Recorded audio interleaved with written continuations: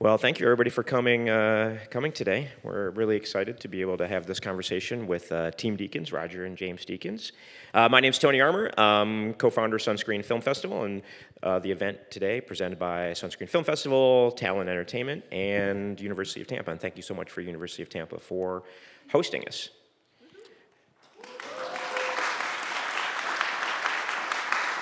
This is a really cool theater. I've not been in this space before, so this is a nice setup.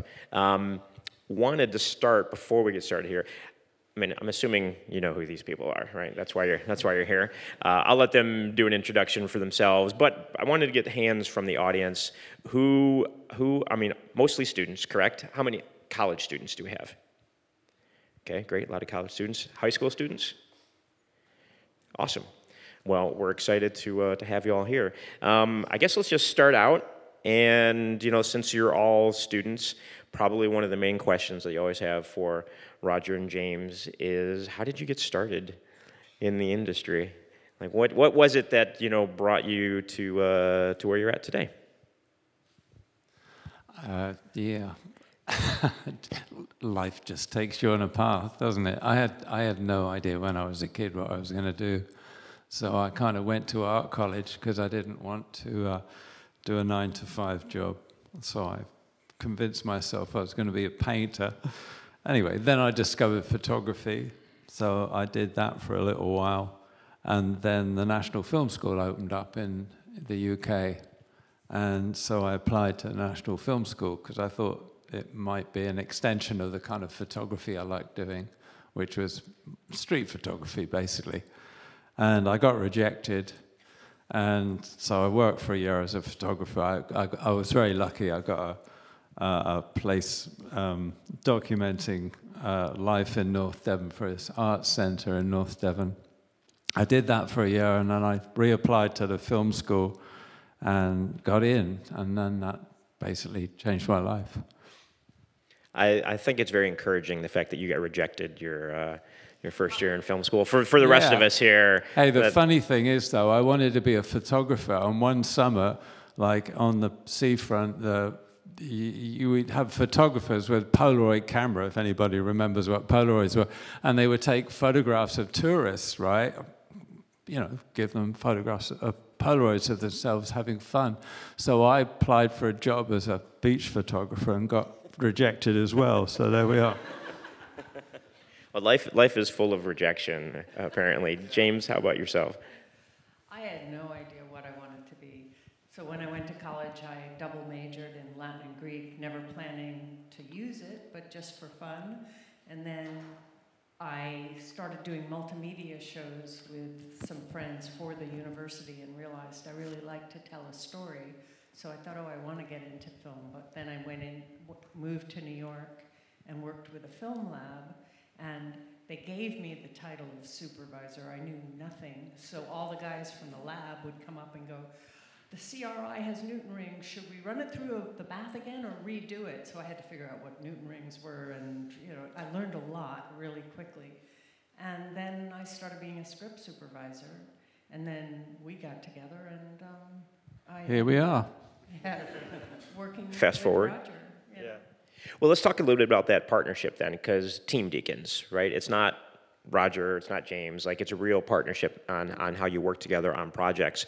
And so talk a little bit about what that partnership is like. Roger's has the title of cinematographer, but how is it that the two of you are working together, because you're working with the visual effects team and with post-production supervisor, and how that kind of marriage in the film side works? Well, basically, we do it together. So we read the script together, we break it down together, we talk about the lighting, and then also it enables Roger to focus on the visual and what he wants to do while I talk to the visual effects people. I talk to production about why we need a crane. I talk to a lot of people, and then if there's a problem with the camera, I deal with that before Roger even knows.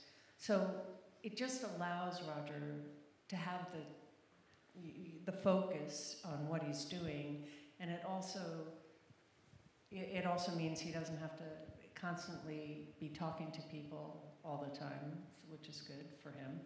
But it's also, I love to solve a problem, and Yeah. when we're doing a movie, there's a lot of problems. Yeah. Well, and Roger, you're a bit of an introvert, you know, and Thank you. a little shy sometimes. Can I go now? As we throw him on stage in front of 100 people. Thanks. And so what is it about, like, you know, when James was saying, when you get a script and the two of you are reading a script and you're looking at it and you're trying to decide if this is a project that you want to do, or is it, maybe I'll back up a little bit, have you already decided on a project based on the director and who it is prior to reading the script, or I'm assuming the script is vitally important? No, the script's really important. I mean, frankly, even if it's a director we know we've worked with, I mean, yeah. But, you know, obviously we've been lucky we work with the same people quite a lot, you know, so, I mean, you wouldn't reject anything the Coens came I was going to say, the along Coen with, brothers bring you a project, you're like, no, thank you. You know? But, I mean, there are times when, you know, we've been busy doing other things, so, you know. But the script matters, and then, especially if it's a director that we don't know, we meet with the director, because the director might see a script in a completely different way, so you want to know if you're on the same path as the director is, because that's basically going to be the way that you do it. So it may be one movie in your head, and if it's a completely different movie in the director's head, then maybe it should be someone else. Sure, and so talk a little bit about that. You know, if you're talking whether it's Sam Mendes or the Coen brothers, I mean, like, this is the vision, this is kind of the look that I want for a film, and then in your mind, you're like, no, that's not what I was thinking. It wouldn't happen with them. Okay, because we're well, sort of in the besides same those world. two. I mean, it's kind of interesting because the first time we worked with Denis Villeneuve on Prisoners, now reading that script, if it had been another director, I mean, if it had been another director we knew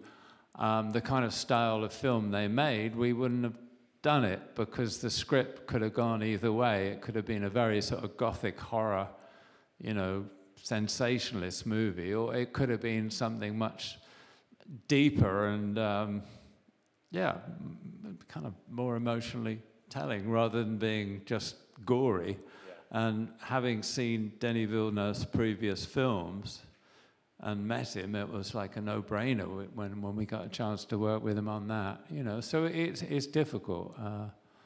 Yeah, you get seduced by a script, but as James says, sometimes the script is what the director's got in mind is very different. And also, you have to realize, too, that in the process of prep, the script changes, too, because as you get to know the script more and more, and you discuss it with the director, and then new ideas come up, and then the production design sort of opens your eyes to other possibilities. So I think a good script changes all along the way. It changes in prep, and then you start to shoot it, and you bring the actors on, and they bring something completely different, but it works for what the script is.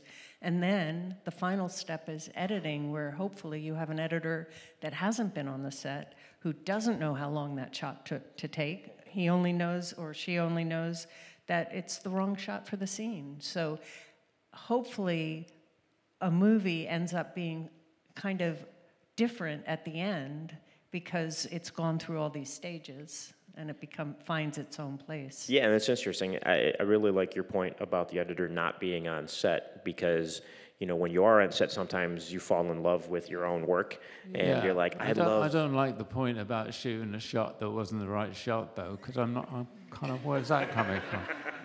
All of Roger's shots are the right shots. No, there was a scene. It happens. The opening scene we shot for Prisoners, which was one of my favorite scenes. No, for Sicario. Oh, Sicario, yeah. Is not in the film, because it's interesting, because on the page it seemed a very good way into the characters, but when the editor and Denis saw it in the cut, it was putting too much weight on one character rather than the other character, so it went. So the film's much stronger without it, but like as James saying, it's sort of, in a way, it's an organic process, a very overused word, but it's a sort of a organic process, and things change. What was that opening scene in Sicario that we didn't get to see? It was Alejandro drowning someone. drowning somebody in the ocean, and we went to Where did we go? We went to Veracruz, right? Veracruz to shoot it. Yeah, that was the only thing we shot there, and it's not in the film, but it was a great scene. So yeah, it was just to show Alejandro his background and emphasize his struggle with his own personal. That's the Benicio del Toro character in the film, right? That's what? The Benicio del Toro character in the film, Benny's Alejandro? character, yeah. Yeah, good. You know, in the conversations we've had in the past, Prisoners comes up a lot. And I know you both have very fond memories of working on that film. What is it about that production that you seem to enjoy so much? We got very lucky. We were shooting in Atlanta, right, in the winter, and usually it's cloudless sky. And so what I remember about it most is we got these most wonderful days of overcast, because Denny and I had said to production, we are not going to shoot unless it's overcast, which, you know, is great, but it never happens that way. We did shoot one scene in sun. We didn't want to shoot in sun, but most of it was this wonderful weather, so I do remember that a lot. But I also remember the local crews mixing with our crew, our people we brought in. I mean, it was just a very dark film, but it was kind of a very kind of wonderful experience, wasn't it? I mean, yeah, and it wasn't a very large budget, and so the actors that were on it just kind of mucked in with the rest of us and would be sitting on apple boxes waiting, so we didn't have to pull them from the trailers. And so it was all kind of really relaxed, and the production company, Alcon, was very supportive of the director and us, so what's not to like? Yeah, anytime you can have an enjoyable experience, because it can be very stressful, yes. You know, when you're on set and you're. It's just a wonderful group of actors, and the whole team was great, and we spent a long time prepping it, getting the locations right, and working the sort of jigsaw puzzle with the schedule, and giving ourselves cover that if it was the weather wasn't what we wanted, we could go somewhere else. So it was just very, very well put together by a whole group of people working together. Yeah, and I mean, you know, Hugh Jackman, Jake Gyllenhaal, Paul Dano Paul was Dano, wonderful. yes, yeah. was great in that film. So if you haven't seen it, check out Prisoners for some. We were just talking on the walk-in about how a lot of students nowadays haven't seen films from, say, the 1970s or older, because they focus so much on just watching, you know, superhero movies or something like that, and that's important to go back and. Not that this film is old by any means, but if you haven't seen it, how many people have seen Prisoners? Okay, Oh, well, all right, there you that's go. good. So we got that covered then. So, you know, you talked about overcast skies for the students in the room. Talk about why you wanted overcast skies for filming. I can't really say. I mean, it's just kind of it's the feeling of the piece, you know. That was just, I mean, we wanted it raining most of the time. And again, one day we got this torrential rain and we started shooting and it was great. You know, you just talk with a director and just you come to that sort of feeling of what the film should feel like, you know. Are there films from growing up? Obviously, you said you thought you were going to be an art student or a photographer, and you had no idea what you were going to do. And are there films growing up that you watched, though, that gave you some sort of inspiration that you're like, so myself as a kid, I saw Raiders of the Lost Ark, and I was like, oh, that's what I want to do. Was there anything like that for the two of you? Well, mine were a lot darker than that. Mine were kind of some Russian films, Andrei Tarkovsky, and European films, really. Ivan's Childhood, Andrei Tarkovsky's first film, I remember had a great influence on me. But also, I mean, I grew up in the 60s, you know, and so there's a film called War Game Peter Watkins made that I watched in a film society in Torquay on a 16mm projection. And it was a film about nuclear war and a bomb going off in London and obliterating London. And strangely, that year it won the Oscar for Best Documentary, which was really weird. And the film was banned. It was shown in these few film societies, and I felt myself lucky to have watched it. It was then banned for 25 years because it was so spot on about what would happen. So it was War Game and Doctor Strange film. Yeah. And it's probably because one was kind of obsessed about, the news. Well, height of the Cold War, so it makes it very real at that time. Yeah. Cheerful, eh? I remember, the movie I remember is Die, Monster, Die, but it was so scary that it really showed me what movies could do. That and Invaders from Mars, because my sister locked us up in a room and the TV was that high, so we couldn't turn it off. And it just absolutely traumatized me. And then I kept trying to see it again and I couldn't see it even at 18 and further, but we were doing Skyfall, and for New Year's Eve, I found it on DVD. I said, guys, I have to get through this. And it's a really terrible movie, but it really affected me. So it's just that movies can affect you. So while you're in the midst of watching Skyfall, you're watching Invaders from Mars. Yeah, while we're shooting While you're Skyfall. shooting it, yes. Yeah, that's great. We watched that, but we also watched The Killing, the Swedish version of The Killing. Right. And we always were very disciplined. We go to bed early because we got to, go to work the next day. We kept going, let's watch one more episode. Let's watch one more episode. So I don't recommend it when you're shooting. So even the Deakins, when they're shooting a James Bond movie, get stuck with sitting there on Netflix or whatever it is and watching one more at a time. It's good to know. Also, we go back and watch films that we love, sometimes. I mean, there's a French film, Jean-Pierre Melville film, Army of Shadows, that we'll both go back and watch every now and again. Especially if you're on a movie and it's kind of going, oh dear, this is really difficult, then you kind of watch something that gives you a lift. But I also like watching bad movies when you're on a movie where you think, where the hell is this going? I like watching badly shot movies because it makes me feel better. Well, yeah, whatever we're doing, it's not as bad as this. So, I mean, it's kind of good.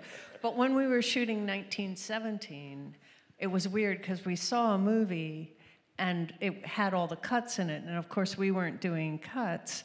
And we thought, boy, how boring is that to have to shoot? That went away, but... Well, that's a great segue into talking about 1917. So for those of you who have not got your tickets yet, we're doing a screening of 1917 on Saturday at AMC Sundial in St. Pete, and then Roger and James will do a Q&A after that film where we'll talk about that film and other things as well. So I know you've spoken a lot about that film because of the, one take, even though it's not really one take, but that's the appearance. I know. Spoiler alert. I'm sorry I gave it away. Yeah, you ruined it. But talk about what the initial idea was coming into that. So Sam Mendes, did he come to you with the initially, hey, I want to do this all in one take because of why? And then, at first were you like, do we really want to do this, or did it make sense to you right off the bat? He didn't say that. He just sent a script. He said he was doing a film that was kind of partly based on his grandfather's experience in the war. And he just sent a script. And on the front. Which, on the front of it was this story is shot in one take. Yeah. But I mean, actually, I didn't believe it. I said, no, that's just for the studio. Yeah. But I mean, we were still getting over the surprise of being sent the script, because the last time I'd not done the second Bond movie. Anyway, I shouldn't go into that. It didn't make him happy, but...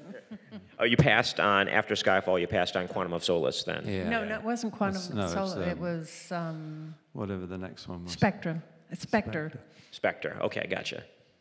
Yeah, because it was Skyfall, Quantum of Solace, and then Spectre was one after. Quantum of Solace was earlier. You not know your Bonds? I was like, I'm a Bond fan. Like, I grew up a Bond fan. I promise you, it was earlier. Was it? Okay. Everybody's shaking their heads. Guys? Yeah. Okay. All right, I'm sorry. I don't know how I don't know that. Oh, you're right, because... Oh, thank you. Yes. Sorry. This is being recorded.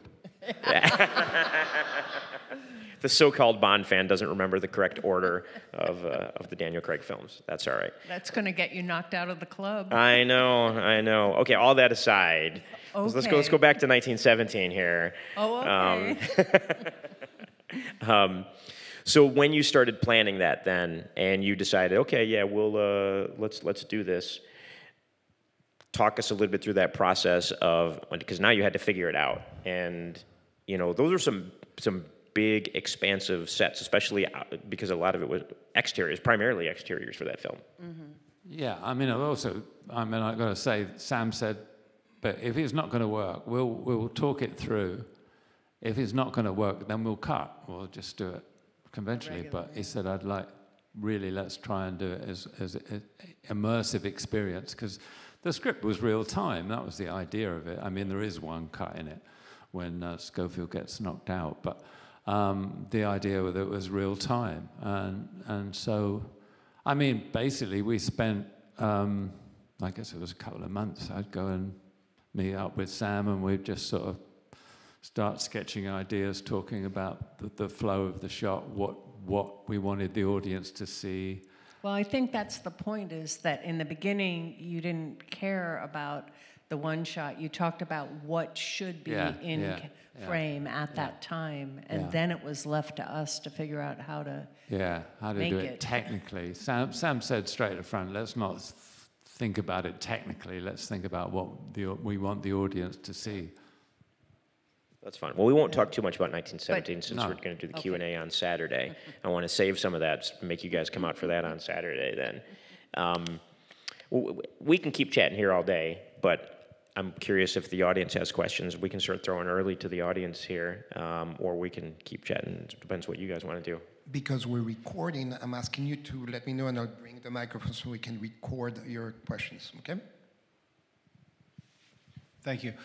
In your formal education, can you point to one event or lesson or one particular moment where you thought, this is, looking back, I'm glad I learned that, or something that you really latch onto that you think was fundamental in your process, or that you remember learning it and that you continue to use it throughout your entire career? I don't know if it's something I continue to use, but I remember when I was at art college, I was put in the graphic design department rather than the painting and sculpture department, which is not what I wanted. So I was trying to find what I wanted to do, and I was doing the etching and lithography and all that. And then I discovered photography, and there was one photographer who taught there 3 or 4 times probably only when I was there, and that was Roger Main.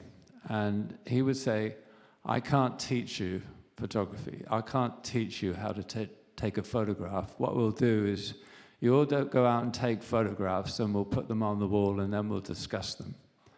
And I remember being in the dark room. I'd been to the seaside. I'd hitchhiked with my camera and gone to the seaside, take some pictures. And I remember developing this photograph in the dark room, and everybody was doing their own, and Roger was there, and he came over, he said, just like this, he said, who shot that? And I was like, oh my God. And he said, that's almost a perfect photograph. And I just remember that moment, and I remember the fact that he said, I can't teach you how to do it. You've just got something you've got to find yourself. I think that was really important, and I like that kind of message. I think it's important. If it was almost perfect, what was wrong with it? He never told me. Was there anything in your Greek and Latin formal education that... Well, actually, the difference between Greek and Latin is Latin has more simple words, and because they were a culture that they didn't have a lot of soil. It was very rocky, so they were kind of very pragmatic. But they wrote beautiful poetry, while Greek is more ethereal and has more a word that can mean many different things. And I found the Latin poetry stronger, and I realized it was because of the simplicity and about not going too far into all these ideas and not being clear about what you're trying to put forth. I know that seems very strange, but keep it simple. Carry it. Keep it simple is the lesson that you learned. Yeah, that's good. More questions. And then I married Mr. Simplicity. Yes, so. Mr. Simplicity. Thank you. What's your opinion of the work of cinematographer Emmanuel Lubetsky? and specifically his collaboration with Terrence Malick?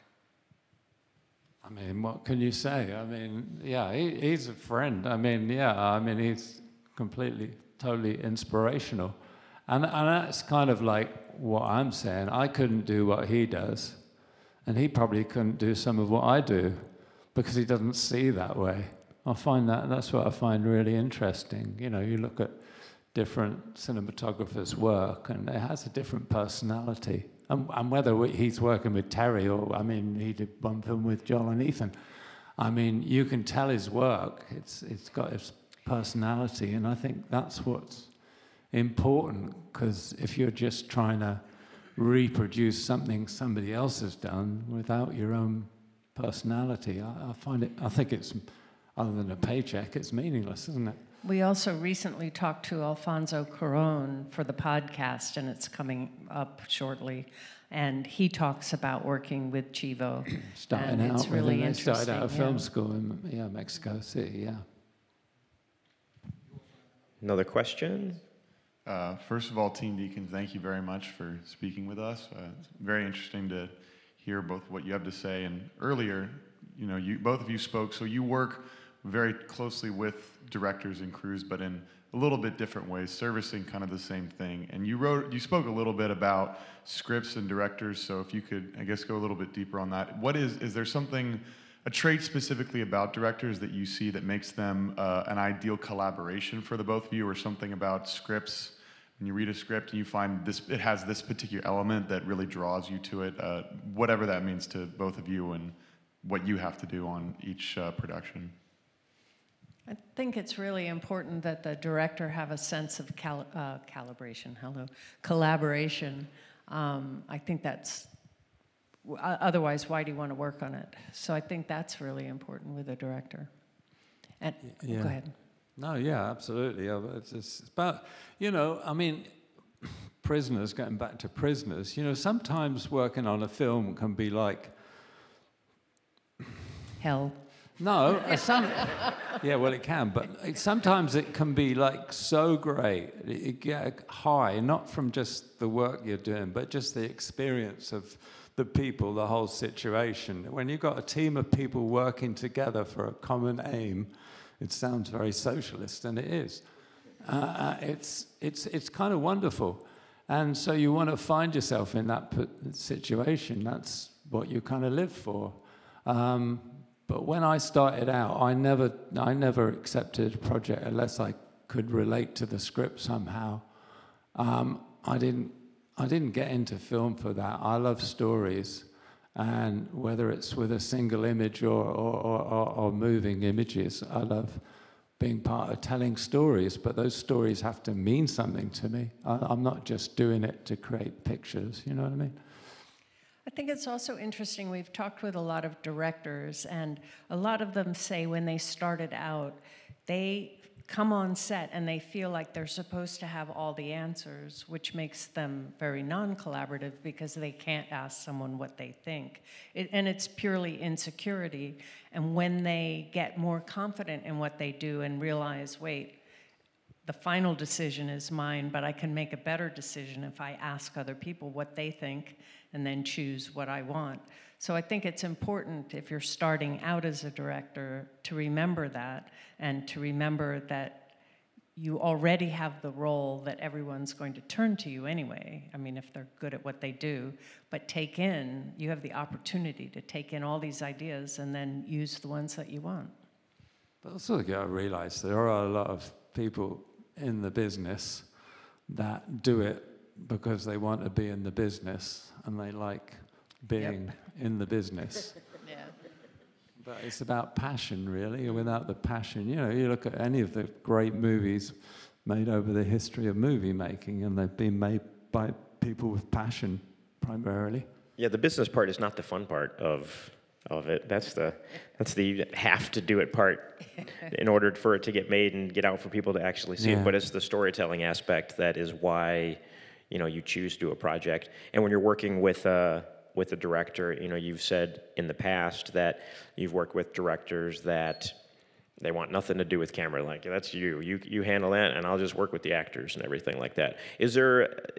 do you prefer that sort of collaboration, or would you rather the director be more involved in like, no, I like this lens in the shot? And no, I mean, I've loved working with Joel and Ethan over the years, and they're absolutely, you know, they're knowledgeable about every aspect. I mean, they cut their own movies, the sound and everything.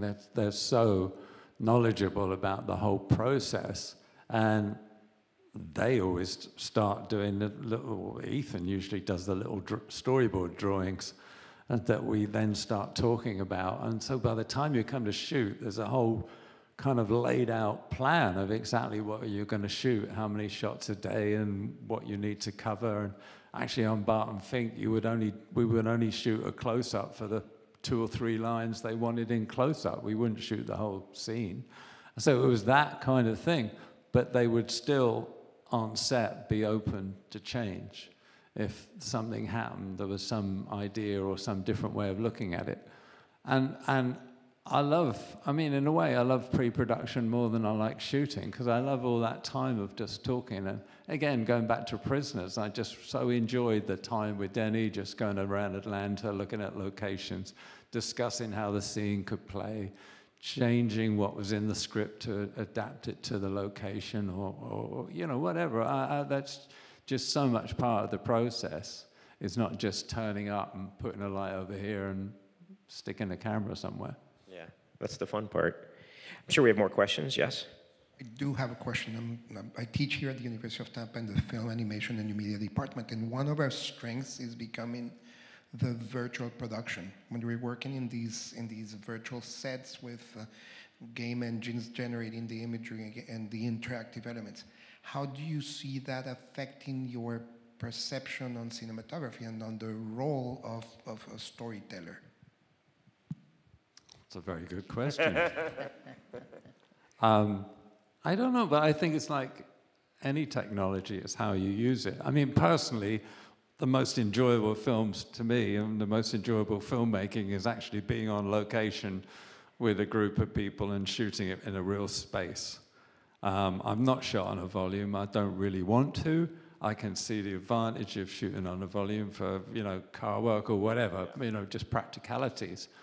But it's like any technology, it's how you use it. I mean, when the Steadicam, you know, the Steadicam gyros were first invented, everybody's wandering around with a Steadicam. But just because you have it doesn't mean to say you use it, you know. I think, yeah. There's another point, too, in that for the actors, it's kind of important to be in a situation that's somewhat real to them. When we shot Blade Runner, we didn't do a lot of visual effects. That's further way in the background, so that actors had the foreground and the midground to believe in and to be in. So I think it will be very hard for actors to stand in front of a screen and believe that they're in Morocco or wherever they're supposed to be. I think your question is a much wider question than whether it's just the volume or virtual reality. I mean, it's a much wider question about how people want to be entertained or be informed or get their... But, you know, I mean, movie making is changing, let's face it. And you actually had a great episode of the Team Deakins podcast where you interview the person who created the Steadicam. Oh, Greg? Oh, Yeah. Steadicam, Garrett. The Steadicam. Garrett, Yeah, and that was a very good episode. So if you haven't listened to that one, a little plug for the Only team. thing I couldn't figure is he said it's the closest thing to the human eye, but then I was jogging on the bike path the other day thinking, it's not like a Steadicam. I'm sure we have more questions here. Yes, sir, in the back. Or in the front. Either one. I have a question in terms of, throughout your film careers, how did you adapt and handle as department heads, whether it's as the cinematographer or script supervisor, moving from like smaller projects and smaller film environments to larger scale projects and larger like feature films, in terms of your role and how you adapted with crew and equipment, or just, you know, overall? Yeah, scaling up from small to... Well, I think we've always been very collaborative, and the key thing to me is communication, because you get so much information in from the director and from production designer, but maybe it didn't get over to the gaffer or something like that. So it's constantly thinking, who have I not told this to, and maintaining that stream of communication. And it's also giving everyone a stake in it. So when I'm setting up a digital workflow or something, I know how I want it to do, but I have a meeting with all the people that it's going to involve and ask them what they think, because they may come up with a better idea on how to label it or something, because they've done this before. So, but then once we all decide together on how it's going to be done, then they have a stake in it. Then this was also their idea. So I think it's, that becomes even more important the bigger and bigger the crews are. I think the first lesson is to accept that it's going to make you nervous. When you go on a set, the first time I went on a set professionally, I mean, I must say it was good being at film school, because it wasn't that different at film school, because it was competitive. In fact, it was quite roughly competitive at film school. So in a way, you're almost in a professional world. But I remember the first time walking onto a film set with a whole crew and people I didn't know. I mean, I only knew the immediate, I knew the gaffer I'd chosen, I knew my camera assistant, but I didn't know anybody else. I met the director, obviously, but I didn't know anybody else. And I remember being incredibly nervous. But, and that's not changed. And I think you just kind of accept that if you want to do it, you're going to be nervous. And if you're not nervous, it probably means you don't really care enough. You know what I mean? Great. More questions? Plenty of hands. Mine is very specific, about a shot in Prisoners. And it's the shot of the tree outside of the house. That slow push-in. I was just wondering, whose idea was that? Was it scripted? Was it found on the day? Was it storyboarded? And if it was just found on the day, like how often does something like that happen to kind of just generate a single shot that creates such a mood, so memorable? Yeah, that was just totally Denis. And found on the day. And on the day. And no one understood why he wanted to do it. Yeah, nobody understood why he wanted to do it. The producers were very upset. We were behind anyway. Yeah, we were behind schedule on the day, and it was like, oh yeah, we were meant to be breaking for lunch, and we were still shooting the main scene, and then, oh, it was the end of the day, wasn't it? Yeah, I think, yeah. oh, we're going to go into overtime and all this. And then Bruce, my dolly gip, just put the track down in 5 seconds, refused to listen to the line producer, and we shot the shot because that's what Denis wanted. And we're all going, we're tracking into a tree? So I don't think anybody but Denis knew how powerful that shot was going to be honest. I guess he's all right as a director. I mean, he's done a few things, but... He is okay.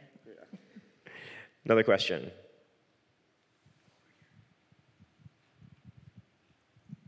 So I was wondering about communication with the director.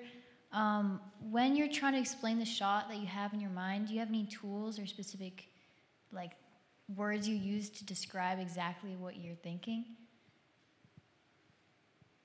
Specifically, I don't know. I mean, I think it's, if you've not worked with a director before, that's why I really like having a lot of prep time, you know, and it's just that sort of time you have traveling around in a van for hours and hours and hours looking at locations. I mean, it's actually really good time when you're all together in a van. I mean, some directors will go in a nice limo while you're in the van with the rest of the crew, which is not so good for communication. But no, I don't think there's any specific way of communicating. I mean, storyboards, and you have viewfinder, and sometimes, I mean, I used to work with a Polaroid camera. Now I take my digital camera and just take little images, or rip things from magazines, or, you know, it's just you build up a whole kind of different collage of ways of talking. Really, communication is what, you know, I've been hearing a lot from the two of you when it comes to collaborating with the team, right? As much communication you can have and building that relationship. So if you're in the van building the relationship with a director maybe you don't know really well, that time is very important, because that's going to give you a clue of how you're going to work once you're actually on set shooting. And it's also interesting that when you're in prep and you're working with the director or whoever, you develop a shorthand that you can use on the set when time is at a premium and everything. You've already discussed it ahead of time, so you can just say, oh yeah, the milkshake shot or something, and nobody else would know what that means, but you've had that conversation in the van or whatever. It's interesting, when people come on the set with Joel and Ethan, they always say, what's happening? It's like nothing's happening, because we've gone through everything so much in prep, or talked about, you know, the day's work and the evening before, and on set it's just like you're just doing it, and I think really you build up a certain confidence that, I mean, I feel confident if they're not on the set. I can just adjust a shot, something, and they come back in, and I say, well, I moved it this way just because I thought it was better here, or whatever, and I'm not going to get screamed at. I know that they have that sort of trust, and that's the way you work. And it's incredibly quiet set, you know. Well, I have to say, though, the boys are not very talkative. You're not very talkative. So that's why we get on so well, yeah. Yeah. They came over for dinner one night, and they were sitting at the table, and the three of them, and I was cooking dinner, and which, you know, they were right in front of me, and I heard Joel say, well, maybe, and Ethan say, yeah, and Roger saying, and that. And they knew what they were talking about. And I had to say, guys, you do realize you just said nothing. But they knew what they were talking about. Well, there's clearly a shorthand. That's, I mean, really short. Really shorthand that's been developed there. All right, more questions. Yes, lots of hands. Just a quick question. Working with different directors, how do you adapt your cinematography techniques to align with the director's vision while keeping your artistic choices? Well, I mean, that's the trick, really. I mean, it's the thing about the balance between, why do you want to do a film? Why would you want to do a film if you can't not stamp your own personality on it, but you know, if part of you is not being transferred into what you're doing, that's what you've got to kind of figure out if you haven't worked with a director before, and that's why it's always worked so well with Joel and Ethan, or Denny, or with Sam, frankly, you know, that you feel you actually are part of the whole process. So it's, you know... It's also why, you know, when you talk to the director in the beginning, you're trying to see if you're both headed down the same way, because if you think it's a film noir, but the director thinks it's, you know, a comedy, which is, you know, just bland lighting, then right there you see that it's not the same. So if you're headed on the same path, then normally what you want to do is adding to what the director wants, so you don't have that kind of conflict. Yeah, but I'm just me. I mean, I just sort of see frames the way I see them, and camera moves and light in the way I see it. I can't change.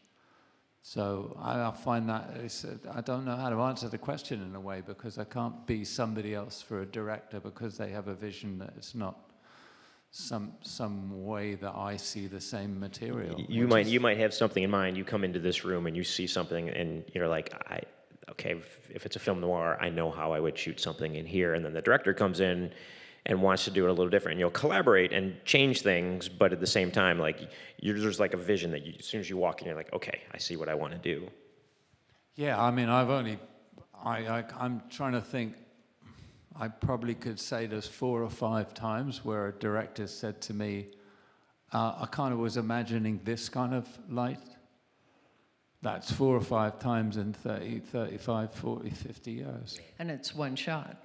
I Or mean, it scene. doesn't, yeah, I mean, the director's vision is like, usually it's a more kind of amorphous conversation about a script and comes through talking about sets and locations and stuff.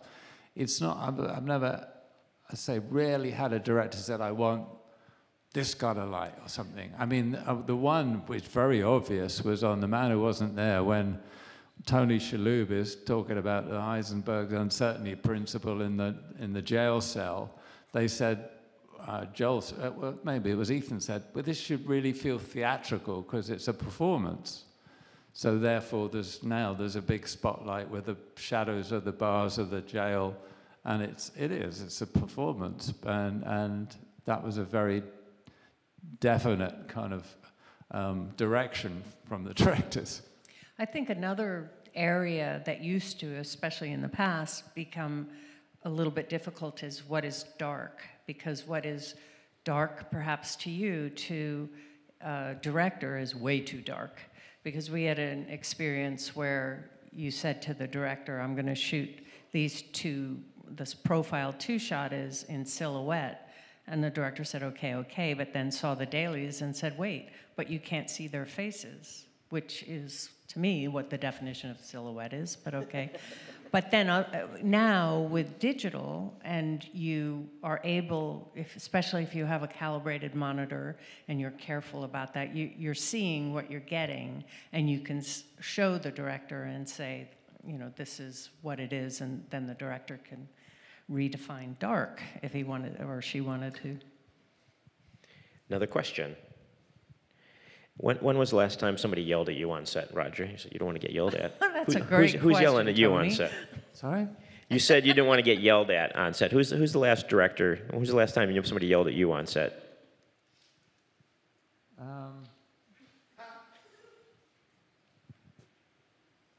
I was yelled at on set, but it was many, many years ago on a horrible film called Air America. And I think I probably yelled back. Okay, right there. Yeah, so you both mentioned at separate times about the amount of planning that goes into like pre-production for shooting, storyboards, and all that stuff. My question lies that when you're on set shooting and something in that plan goes awry and it seems like it's not possible to be done, what is your mindset and like your mental process to go through and try to like fix it on the location on set on that day? That can often happen, but the thing is that if you've done that much prep, you know what's important in the scene, that maybe when she discovers the glasses or something, that's the key part of the scene. So you already know the scene well enough that you should be able to, if you can't shoot what you thought you were going to shoot, you can find something that would work. Yeah, I mean, not all films are storyboarded. I mean, Joel and Ethan do it, but they're kind of exceptional. 1917 was one storyboard because we had to, because we storyboarded it and then we rehearsed with the actors before we built the sets or dug the trenches or whatever. Everything had to be laid out in line with how the action was going to be played. So there's plenty of films that are not storyboarded and you're working instinctively. I mean, some kind of like, I shot documentaries for years, so some like Jarhead, that was the first film I did for Sam, was all handheld. We didn't storyboard anything. So yeah, I think that's also the fun of the challenge, that things change, or you find something on the day and you go to the director and say, I know you had this in your head, but what about if we do this completely different? Instead of being on their face, we'd be on the back of their head or something, I mean, that's the sort of fun. And well, I also think it makes the film better because you're reacting to what actually is there instead of what you were thinking in prep. So it's important to have that kind of flexibility. And it's odd to work with someone that may have done storyboards and then wants to stick exactly to them despite the fact that the set was built differently. Well, so like if you have a project you're working on that's not storyboarded and you're coming in for the day, whether it's something like Jarhead where you're handheld, how much, are you developing a shot list in advance, or is it more, okay, here's I know what we're shooting today, I know what the location looks like, and you're kind of thinking about it on the day and figuring out, this is how I want to do this is where we're going to have our setups? I mean, it's usually, sometimes you'll have a rough idea of shots. But then, often I don't think that makes sense, really, because until you see a scene played out with the actors, then you can't really figure out how you're going to cover it. The shot list comes after the blocking. Yeah. And then sometimes, like on Jarhead, we didn't do that. We just started shooting the rehearsals and kind of like figured out what we wanted to do with the camera as we were shooting. So, it varies right across the spectrum, which is what's kind of enjoyable. That makes it fun on the day. You're figuring it out. You're visualizing it when you get there. You know what you're doing because you know what you're shooting, but at the same time, you're maybe discovering things as you go. I remember I've been told this a lot, but on one of the first large films I did, 1984, Mike Radford, who I'd worked with a lot before then, we would be on stage with the actors rehearsing, and sometimes we'd rehearse right up till lunchtime. And one time the producer came in and said, "Lunch, we got a break for lunch." And Mike said, "Okay." And the producer went out the door. He locked the stage door from inside, and we kept rehearsing. And it wasn't till, it was after the lunch break, we got down exactly what we wanted. Mike had what he wanted in the performances and the blocking, and we figured out the shot. We came back after our lunch, and we shot 2 shots and went home. And we weren't in overtime. We made the day, everything. So, it's different ways, different directors, and different processes. Yeah, that's fun. Well, the problem also with determining what your shots are beforehand, either by storyboard or shot listing, is you have this idea how it's going to work, and then you get on set and you bring the actors in, and the actors go, "I would not sit there. I would stand over there in the corner," and there goes all your shots. So you might as well wait and see what they think. Except for it's uncanny with Joel and Because of the Ethan. boys, yeah. It's uncanny because they never show the actors for storyboards. The set will be there, dressed, and the actors will come in and they'll rehearse in the morning like on every other production. And sometimes the actors won't be doing exactly what the stories were. And I'm usually I'm always on set, but sometimes I've got the storyboards in my hand, or I've got them in my head and thinking, that doesn't work.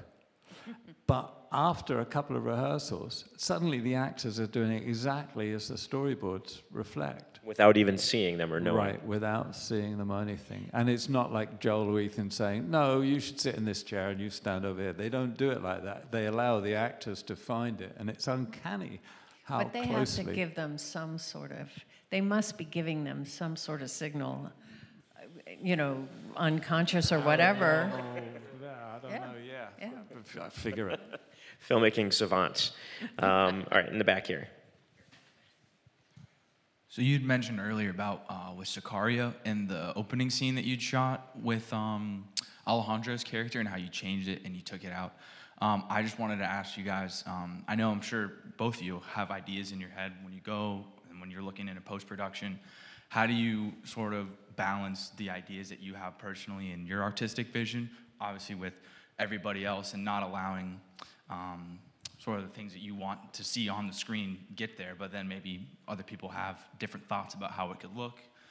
What's the way that you sort of, I guess, not protect, but make sure that your artistic vision and the personal stamp of you makes it out on that final product? Well, first I got to say that scene, we didn't cut it out. And I shouldn't say this because I still tease Denny about it, how he cut out the best scene I've ever shot. But once you've shot it, that's it. James always keeps in touch with the effects and stuff if that's going on, and also make sure that all the post-production, we're involved in anything that might relate to the image. But otherwise, when it's in the cut, it's the director and the editor. That's only natural. It is an issue these days with more and more visual effects in a film that if the cinematographer is not also involved with the director in viewing it, the visual effects has their own idea, and they're bringing a bright sun into a shot that's supposed to not be, it's supposed to be gloomy and all of that, but to them it looks better because they're dealing with that one scene. They're not dealing with the whole look of the movie. So before we start a movie, I try and talk with the production about trying to make sure we're involved in the visual effects, because that can change the look, and it's at the last minute. And so if we don't see it until the DI, they've already got a release date, and sometimes it's hard to get them to change it then. So it's very odd now, though, because actually it's possible to not recreate shots, but to create extra shots for a scene without going back to shoot on that location or with the actors. We've not experienced that to the extent it can be done now, but there was one sequence we shot on a film where we wanted it very claustrophobic and deliberately, and this was with the director, and deliberately shot it in a certain way. And then the studio insisted on creating these wide shots from a different perspective, which to me just completely ruins the whole tension in the scene. But that's what happens. I mean, it's nothing you can do about it, really. yeah, you have to kind of accept that too, otherwise you'll drive yourself completely crazy. You know that there are studios out there, and they're going to make changes that sometimes aren't so good. More questions? I know it's been a while since you've worked on smaller budget or smaller films, but is there anything from earlier on in your career to now that you both still carry with you on every shoot, no matter what, whether it be processes or just a mindset or even technicalities that you stick with, no matter if you have a crew of 10 or a crew of 1,000? Anything that you've carried with you throughout your whole time? A close-up is just the same on a movie that's $1 million as it is on $200 million. It's no different. I don't approach one differently than the other. We approach it exactly the same way, yeah. I think we sort of honed the way that we worked on low budget, but we bring it into high budget. I think that's a great point, talking about the simplicity of it, right? Going back to keeping it simple. Yeah. And what a great way to think of it is a close-up's a close-up, no matter if you're shooting on a cell phone or if you're shooting on a, Alexa or whatever else, and you've got a huge budget, you're still trying to accomplish the same thing. Yeah. I don't find the difference between other than... It might be the biggest lesson all you film students can take out of this entire conversation, I think. Well, it's other than the trailers that are on set around or blocking you from getting to the set. It's interesting because when we did Blade Runner, it was Denis and it was Alcon again that we had worked with, but they brought in a line producer who had done a lot of really big movies.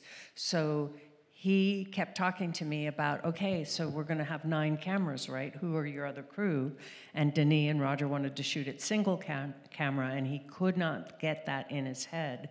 But it worked out well for us, because every time we wanted something, and he said, well, it's not in the budget. I said, yeah, but we're not using those 9 crews, so there's extra money there. We should be able to get it. But it is a real... Oh, it's going to be a swear word. Sorry. It's a real mess with their minds when you're not going to do multiple cameras, because they just assume that's the way to do it. Because they're trying to save time and money by doing it that way. Never saves time. You don't ever save time. Yeah. Well, one of the biggest days with extras on Jarhead, right? And we had effects, we had explosions and all this. And I'm running around with a camera that was invented before the Second World War, an Arri 2C. I'm running around, it's not got a viewfinder, it's a point and shoot. I'm running around shooting all this action, which was probably costing like $200,000 for the day. And I said to Sam, doesn't this strike you as being a bit odd? We're covering the scene with, me running around with a handheld camera that was made in the Second World War, or First World War, I can't remember. And he said, no, but if it's right for the film, that's the point. There's no difference if it's right. Yeah, I think that's great. More questions? Because so often you have, especially I think film school students, they're like, well, I need this camera in order to shoot my project. I have to have this camera, when we all have a film studio in our pocket now. Yeah, well, look at Celebration, which was a long time ago, Thomas Vinterberg, and it was it a phone or something? Because it's no, it was very, just about low-end, early digital camera. Yeah, and it's really rough and grainy, but the story itself is so involving that you realize you could shoot on anything if you've got a good story. Hello. What was your favorite thing about working on No Country for Old Men? Like, that movie is so great. That's one of my favorite films of all time. Yeah, there's so many great scenes in it. I mean, I just love the dialogue. I mean, there's so many great things in that script and in the book, but also in the boys' script. And one of my favorite things, I mean, I just love the experience. And I certainly wouldn't pick out something visually, but I think my favorite scene is at the end in Ellis's cabin. I don't know if you remember. Tommy Lee's character, Tom, goes to Ellis's cabin and they talk about the past, and I just find that so moving, and the staging of it, the acting in it is just so brilliant. To me, that is like the perfect scene in a movie, really. And it's got no action, it's two people talking. Yeah. But it's just so affecting. Yeah, if you can have an entertaining film where or an entertaining scene where it's just two people talking and it's as engaging as 200 extras and stuff blowing up, that's when you know you're doing something right. Yeah. She keeps raising her hand. We got to get to her. She really has a question she wants to ask. It better be a good one now. Oh, no, you're putting me on sorry. the spot. We will get to you next, I promise. But yes, next. Sorry. But I wanted to ask, in a world full of, inspirations, how do you, find your signature in the world of, every, you see the world and you see all the things people are making. How do you find what's uniquely yours? I don't think you can do it consciously. I think it happens. You just relate to things. I mean, like I was saying, the films I saw earlier are related to. I mean, the painters that I love, Edward Munch is my favorite painter. I mean, you just relate to things and somehow you find things that give you an emotional connection. I mean, whether it's music. I mean, I'm Townes Van Sant, for God's sake. I mean, but I can't sing or write Townes Van Sant, but there's something about his music that inspires me in a way that says it's all right to be me. I don't think you can sort of say, I'm looking for my signature. You either have it or you don't. It's part of you. But you can go around and you can observe things and think, this image moves me, this one doesn't. So you're more familiar with what you respond to, because then, because you've thought about it, it will come up when you're actually working. Yeah, that's what I mean. You're not going to copy it. I'm not going to sing like Townes Van Sant, but it's just something in it that resonates. Thank goodness. Yeah, shame. But I used to drink like him, my God. But there's something you react to, and it's just all these things become part of you. The films you love, the painters you love, the things you see around you. Great. Okay, now you're next. Hello. I was wondering if you have any kind of memorable moments or anecdotes from your time working on Return to Waterloo? Yeah. Okay, that's fine. No, it was funny because we're on a real commuter train. I mean, we had it for the film, and we're going round this one line and trying to stop in these stations, and I'd seen rehearsals of some of the dances that they were going to do on the platform. But we would only get one take, so the train would come up to the platform. I'd be shooting with, I forgot his name now, the main actor there.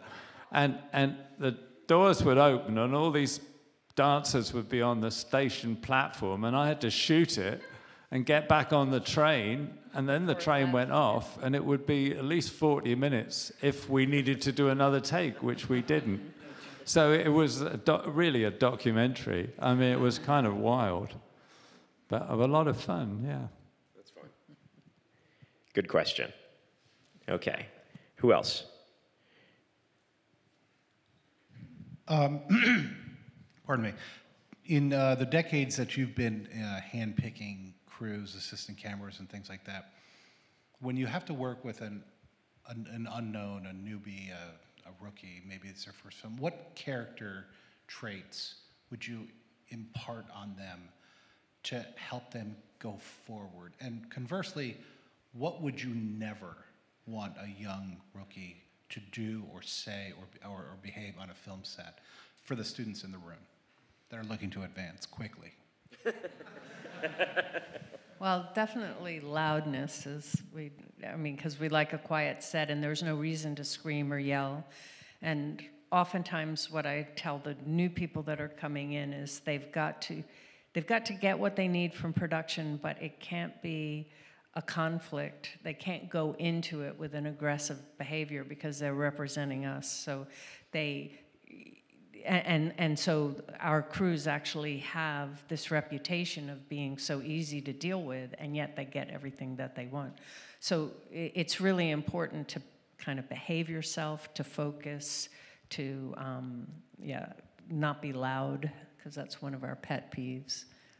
Yeah, I mean, I think actually also one of the most important, I mean, I've worked with the same focus puller for a long time.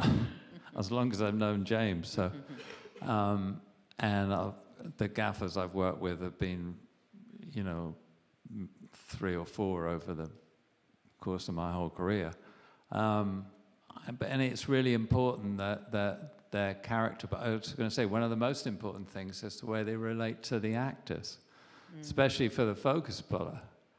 And I did do some days on a film where the focus puller was always getting out a tape measure and making marks and talking to the actor and saying, there's the mark there and there's the mark there, and no, you don't do that. And Andy, who I've worked with for 35 years or something, never do that. He'd just quietly go about his business and try and do it when the actor wasn't even aware he was doing anything. And he gets it every time, too. Yeah, it's just really important that they all realize, and the gaffer, especially the gaffer and his key electricians working on the floor, are aware that they're creating a space for the actors to do their work. And that's sort of understated quite often, really. I mean, I've been on sets where, the AD is shouting as though he's a sergeant major, and it's all going on like some huge, loud, mechanical operation, and that's just like, I don't see that at all. You can see the actors just getting so tense and self-conscious because of it, and it's really bad. Yeah, and the actors do come up to us and talk about how great it is to work with Andy. I mean, they are actually aware that there isn't that presence. They're aware, they're unaware. Right, yeah, I was going to say the best thing is nothing, right? There's nothing interfering with their performance, whether it's the sound or be like, no, you got to move here, you got to stand here. It's the peace and the quiet and the serenity of just people knowing their job and doing what they need to do. We worked with an AD one time that was always screaming, quiet, quiet, quiet. And I went up to him and I said, you're making so much noise. Could we just stop yelling quiet? I'm doing it for Mr. D. I'm doing it for Mr. D. And I said, you do realize you're the one that's making the most noise on the set. Nope, I know what I'm doing. And he just kept yelling. And you never worked with him again? Oh, we did. Oh. I suppose that's not your choice. He's not camera department, so. Not our choice. Yeah. Another question? Obviously, you guys have a great breadth of work, shooting a wide range of projects. Are there any future projects or scenes or genres or shots that you're just kind of itching to shoot? No, I think that's only going to present itself if a script comes along, you know. I mean, yeah, no, there's nothing. I mean, I love science fiction. I'd love to do a serious science fiction film again, but yeah, because that was fun with Denis because he was so aware. Talking about Blade Runner. What? Yeah, yeah. Not Prisoners for a change, right? Yes. Because he approached it as creating a different world, and that's the fun of science fiction, is creating a new world. But there's nothing I have kind of like, oh, I'm looking for something to do. No, I know it just depends on the script. I mean, it's what's really nice is, I mean, when Sam sent us 1917, he had previously been talking about something totally different. Oh no, when he's, sorry, I'm wrong now. When he's sent us Empire of Light, the last film we did, he was talking about something totally different, and then suddenly this other script comes out of nowhere. So, you know, it's always kind of just great. I know one you don't want to do, musicals, right? I can't really do music. Well, if it was Townsend Sam, but I don't. I guess you wouldn't talk. That one I'd like to see. You wouldn't say it's a musical, really. Not very musical, is it? Roger and I are on the same page there because I'm not a musical guy either. I don't know what it is, unless it's karaoke and. I actually have a question for you. I guess I've had many questions so far, but another question that just popped into my mind. You know, when you're making a commitment to a film, it's a lot of time out of your life, right? Mm-hmm. You know, it's one of the things I think you've been enjoying about traveling around and doing the podcast is, you know, you're not disappearing for 6 months to go shoot something and going down kind of that rabbit hole. Would you ever do a short film if it was just a story that interests you and you knew it was like, oh, this is something that'll just take us a couple of weeks and we can shoot it? It might be fun to do if someone made that offer to you and it made sense. I don't know. I wouldn't dismiss anything. I mean, you know, we'd do TV or anything, but it just depends on the situation, really. I mean, we have worked in film, and it's nice when you have that time, when you spend time prepping something, and then it's nice to have the time shooting it. If you go into investing in doing something, you know, I mean, I've never shot commercials. I could never do commercials because it's so short, and I get too nervous, and I'd be a wreck if I was doing commercials. So yeah, I like to do something that's longer because I get over that initial kind of nervousness, get to know people, and then spend time and really delve into a story, you know. So, but I wouldn't dismiss anything. Yeah, it was just a pure curiosity. I don't have anything for you, but maybe I'll write something now. So More questions, yeah. I do have another question. Since you mentioned television, we're witnessing a very interesting moment with Prime, with Amazon, with Netflix, where number one, we're no longer experiencing films or series on the big screen. We're experiencing them at home. And number two, that this transformation of a movie that would have lasted 8 hours is now turned into a series. How do you see that? And then not only that, each episode has a different director.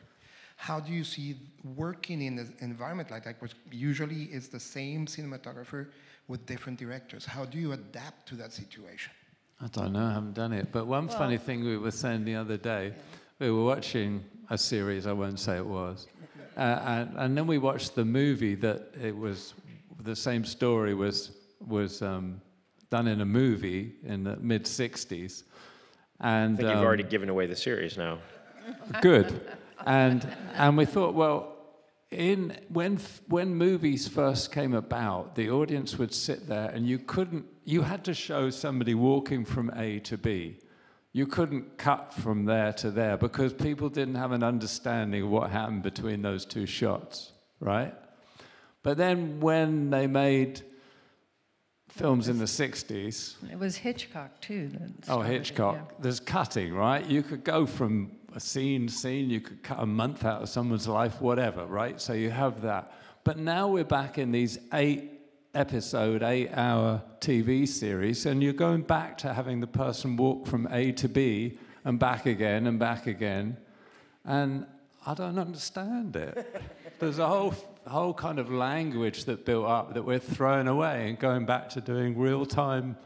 Well, I mean, part of the problem is with the streaming, with Netflix and all of that, they're looking for content there, and they have to cover hours. And I know Joel said during Buster Scruggs it was so odd to him because Netflix people were coming up to him and saying, "Can you make it longer? Can you?" And that's the opposite of a film. They're always going, "Can you make it shorter?"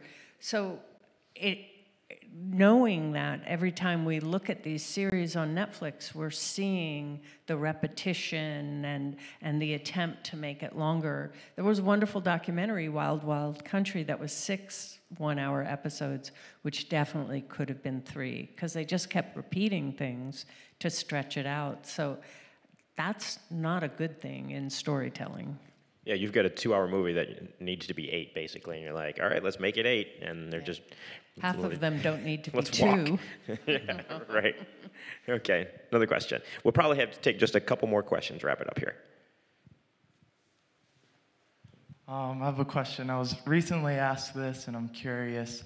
Has there been a film that you've seen that's already been shot that you wish you shot, and also James, something that you wish that you were a script supervisor on? Could be for any reason, just because it looks like it would have been fun to be a part of. Yeah, you know, there's millions of films that you think, well, God, I'd love to have been part of that, but then you would have changed what that was. You know, I mean, one of my favorite films, Army of the Shadows, I wouldn't have shot it the same way as that, but I love the film. It's my favorite movie. So, yeah, so I don't think it can really work like that, can it? You being part of something, you would change it. It's kind of, yeah. And although I don't ever want to go back to script supervising, the one thing that I would have liked to have done is those pieces where it's a story and then you can choose at certain points and then the story changes this way, but if you choose something else, the story goes that way. So to keep track of, okay, we're on this storyline, so this continuity is this way, and oh no, that we're on that storyline. I would have loved to have done that. Do a choose your own adventure. Yeah, well, I think Ed Solomon wrote something with, Soderbergh, right? And it was like that. All right, we're going to do one more question right here. Oh my gosh. I was just wondering how your mindset changes going into productions that you know are remakes like True Grit, where you want to make sure that you're honoring the original, but also like making something new and exciting for the audience. Well, that was interesting because I thought when Joel was saying, well, we're going to do True Grit, I thought, well, why would you do that again? So I went back to the book. I think I went back to the book before I read their script. No. And it's so different. I mean, you know, the John Wayne version of True Grit is kind of, dare I say it is a bit cheesy, isn't it? I mean, it's a bit sentimental, and I know it's a lot of people's favorite movie, but, you know, and it also know that Joel and Ethan are going to go to a darker place. Even than the original material, that's just them. And yeah, I mean, the scenes they wrote a scene that's in the film, their film of True Grit, with this guy dressed in a bear costume coming out of the wood in the snow. I mean, that's not in the book or the previous film. You know, they made it their own very much. So, you know, it's I didn't relate to the original at all. I don't, you know. Well, you're also going from the script. That's your base. Yeah. And not really thinking of what else it is. And when we did Blade Runner, that was another thing where we didn't want it to be like the original movie. We were consciously trying to create our own different thing.